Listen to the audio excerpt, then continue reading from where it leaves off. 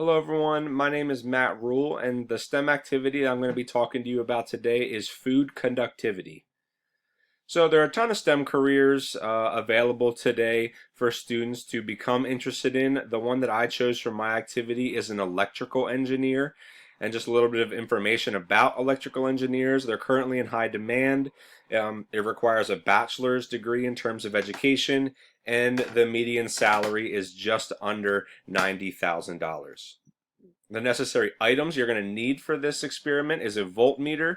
You're also going to need some nails as well as an assortment of fruit or food in order to conduct the experiment.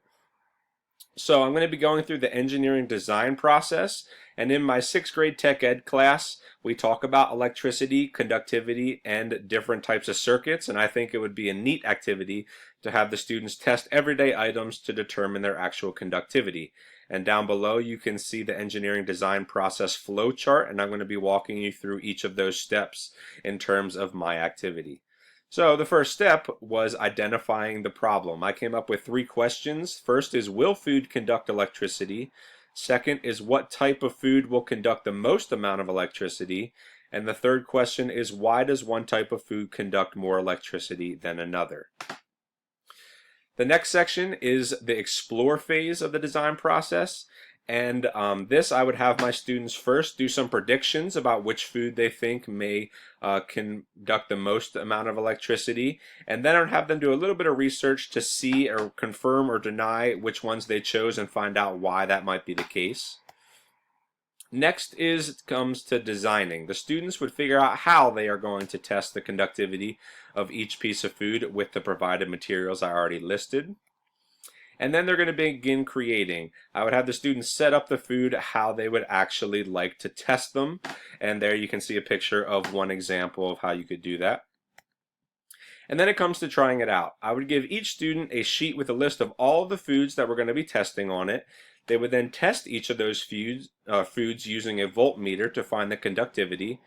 They would record the conductivity readings for each of the corresponding foods on their worksheet. And then they could compare the conductivity of the different foods and why they think some are different or the same, as well as compare readings with their classmates to see if they got the same data. To make it better, what you could do is you could actually have the foods with the highest conductivity to put them together to actually create full circuits. You could have them do series or parallel circuits.